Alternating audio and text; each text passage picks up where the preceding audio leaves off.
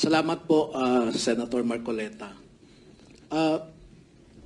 Dagdagan ko na lang yung gusto ko sanang sabihin kanina, but it will take me a few, 1-2 minutes lamang po. Dalawang reason po kung bakit nandito kami ngayon sa harapan ninyo. Ang unang rason po ay lahat naman tayo, galit tayo sa mga magnanakaw, no? Hindi, ang unang reason, pinatawag namin kayo rito. Opo. Para tumestigo kayo personal at marinig ng buong sambayan ng Pilipino ang sasabihin ninyo dahil palagay namin malaki ang may co-contribute ninyo sa ikalulutas ng problema natin. Opo. Na ayaw pong lutasin ng naunang leadership ng Senado. Okay. Ang pangalawang rason po na nandito kami ay dahil nga po sa inyong paanyaya bilang chair ng subcommittee ng Blue Ribbon Committee.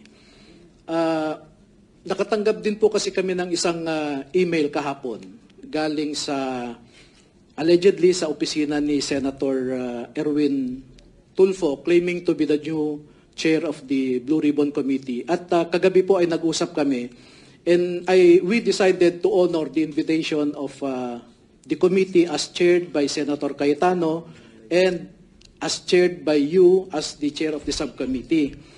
Dahil po, sabi nga ninyo kanina, ay mali yung proseso kahapon. At kanina lang po namin nalaman talaga na yung pagnanakaw pala ay habit forming.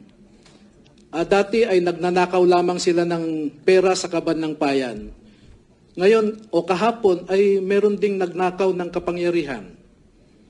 At kanina lamang po pagpasok namin ay gusto rin nilang nakawin ang katotohanan at pagtakpan ang katotohanan sa ating mga kababayan tungkol sa pagnanakaw na ito. Kaya sabi ko nga, habit forming pala ang pagnanakaw. Ito pong affidavit na ito ay isinagawa ng mga sundalo pagkatapos ng ilang meeting, no? Kailangan ko po silang tanungin sa kanilang mga nalalaman. At yung nandito po sa kanilang pinagsamang sinumpaang salaysay ay parang bintana lamang po kung ano ang nalalaman nila. Marami pa po silang alam na hindi namin inilagay dito at sinadya ko po na hindi ilahad-lahat because I just wanted concerned agencies of government to look into their allegations. Parang imbitasyon lamang at gusto naming sa isang formal na investigasyon sana ilalabas ang lahat po. Marami pong wala dito at halimbawa nga po, pardon me if I touch the sensitivities of some. Especially, nandito po ang isang ginagalang nating babae na miyembro ng Senado na ito. Pero halimbawa po, personal na witness ng mga sundalong ito, isang miyembro ng ating Senado ay engaged sa human trafficking, namimili siya ng babae. At ipinapasok pa ng mga sundalo sa kwarto na nandun yung kasamahan po ninyo. Attorney, sorry ha. Ang problema kasi karamihan ng Senado, lalaki. So pag hindi mo sinabi yung pangalan, baka hindi kami makauwi ng buhay sa mga asawa namin. So banggitin mo na kung sino. Basta masasabi ko po na wala dito. Okay. No? And in due time po okay, in due time, basta't may personal knowledge ha. Basta't hindi marites. Go ahead. Pero as much as possible, Mr. Chairman, yun ang request ko. Wala tayong sasabihin na hindi personal knowledge. Pangalawa, pag sinabi ng meron ganito, sino, para mapagtanggol niya sarili niya. Inuna lamang po kasi namin itong pagnanakaw, no? Pero yung ibang mga krimen na nalaman namin, ay sabi ko nga, in due time, dahil nakita po namin na ang sitwasyon ng ating bansa ngayon ay delikado pag ikaw ay magbunyag ng isang katotohanan. The executive now has control practically of Congress. And Sorry to interrupt. Sir President, Mr. Chairman, I'll take a leave. Ayaw papasukin pa rin yung ibang media. Bababain ko na lang muna.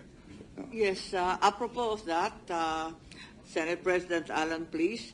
Nahack po yung website yata ni Chairman Marcoleta at hindi na lumalabas. May lumalabas na nagda-drums. Nahack po yung kay Yung Senator Facebook. Marcoleta. Yes. At hindi siya makapag-livestream. May taong nagda-drums. Yun na lang ang lumalabas. Nakakapagtaka.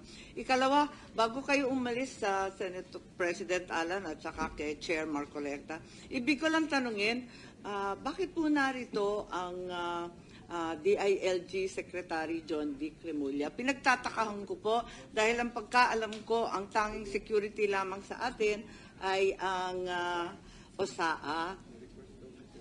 Sino ba ang nag-request? Kasi di ba kailangan magtimbre ang PNP, napakarami po nila.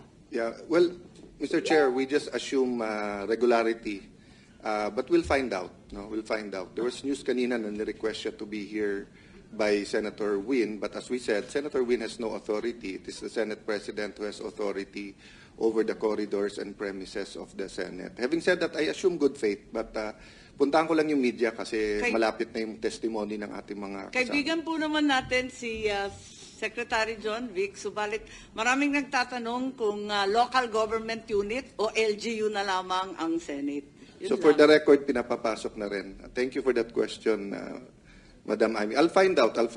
I just have to take stock. Ilan sa ating mga empleyado ay susunod pa sa legitimate Senate President at ilan ang gustong sundan yung nangyari kahapon. But thank you for that. Mr. Chairman, sorry for that interruption. Ako, hindi ko na pinagtataka kung ginawa nila dun sa aming Facebook page yun. Paulit-ulit ko pong sasabihin sa inyo, lahat po ay gagawin nila. Huwag lamang matuloy ang pagdinig na ito at sa anumang paraan ay talagang gagawa sila dahil nga sa kanilang pagtatakip. Wala pong ibang isyong pagtatakpan. Kanina ko pa po inuulit-ulit ito. Dito lamang sila interesado. Hindi sila interesado sa impeachment. Interesado sila dito sapagkat maraming dapat na mabulgar, ngunit natatakot silang malaman ng buong sambayanan kung sino-sino sila. Ganun po ka-importante ang pagdinig na ito. Kaya huwag kayong magtaka. Atty. Baligod, huwag kang magtataka rin kung ang pagnanakaw ay napunta na sa iba't ibang bagay pa. Malalaman mo naman, ninakaw na nga yung karapatan namin sanang magano rito. Akala nila siguro hindi kami papasok sa araw na ito at maniniwala kami sa kanilang ginawa. Hindi po totoo lahat yon. Alam naman ninyo, kagaya sa ombudsman at saka sa kasama nila sa 11, sila ang promotor ng Bendalo. Hindi ba? Nakakalimutan nyo na ba yun? At sinang-ayunan nga yun ang pinuno ng ombudsman. Alam na ninyo ito. Kung sila mismo ang promotor ng Bendalo, kayang-kaya nilang gawin lahat ito. Pero ulitin po namin, kahit sila po sana ang manguna dito sa pagdinig na ito, wala po kaming problema. Kung nagkakaisa lamang po kami sa kagustuhan ng mamamayan, napapanagutin po natin ang lahat nagkasala. Kahit sila po yung chairman, walang problema. Kaya lang ako na lang po ang nagsasabi sa kanila isa-isa na tulungan nyo ako, pagtulungan natin na maayos natin ang problemang ito dahil naghihintay ang taong bayan. Hindi po ba yun ang mabuting patakaran? Bakit ayaw nilang makisama? At ngayon ginagawa nila lahat ang kaya nilang gawin. Huwag lang matuloy ang pagsasalita ng bawat isa sa inyo. Pero itutuloy po natin.